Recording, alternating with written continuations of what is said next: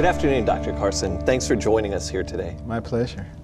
Integrative medicine has been defined as incorporating current standard of care protocols with other scientifically validated approaches, such as exercise, stress reduction, and dietary supplementation to achieve the best patient outcomes.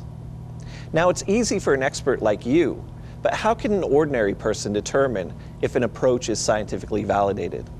Well, you know, it's somewhat difficult sometimes for lay people to know what is valid and what isn't. As far as science is concerned, you know, it's a moving target.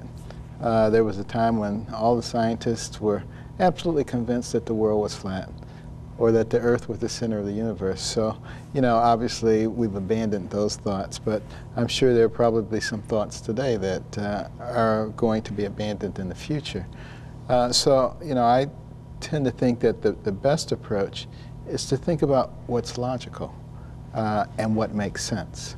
And you know, for instance, if you put the wrong type of fuel in an automobile, it's going to conk out on you, or it's going to be a real bumpy ride.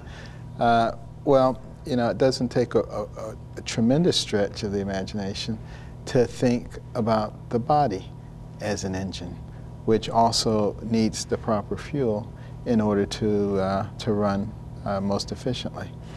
And I think perhaps the original diet with the wonderful fresh fruits and vegetables, nuts, grains, probably had everything in it that we need. But, you know, we live in a very sophisticated world now.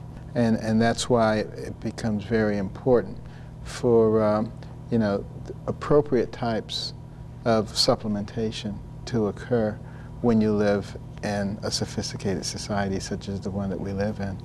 And understanding how to get that nutrition and bring it in. And continue with your busy day-to-day lives, continue working with traditional medicine, but just making sure that your body is receiving everything it was intended to receive, I think makes a lot of sense. Integrative medicine is now taught in approximately half the medical schools in North America, including Johns Hopkins. Do you see integrative health as becoming common practice in our current healthcare system?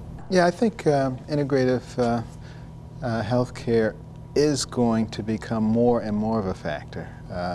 As you mentioned, you know, a lot of medical schools are now teaching or emphasizing what we should already know, quite frankly, and that is, you know, well-balanced meals, plenty of appropriate types of fluid, exercise and diet makes all the difference in the world. In fact, you know, I'm fond of telling people, if you drink 6 to 8 glasses of water a day and eat 3 well-balanced meals, don't eat junk food or other deleterious substances in your body, get regular exercise and sleep, there are a lot of natural benefits and consequences for using appropriate types of fuel in your body.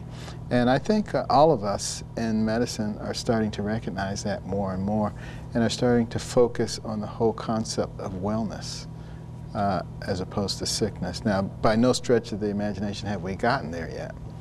But, you know, you can go back 30, 40 years.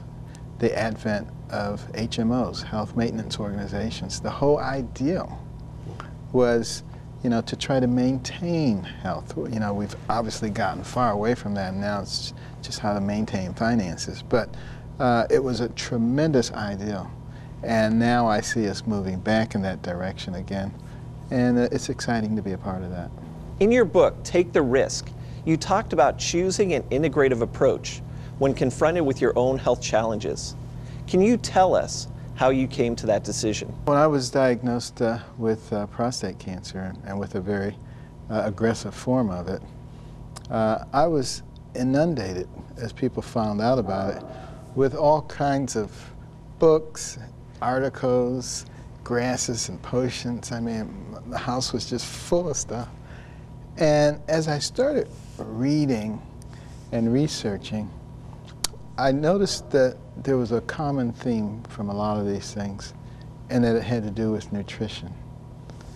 And I started saying, you know, I bet that's the answer.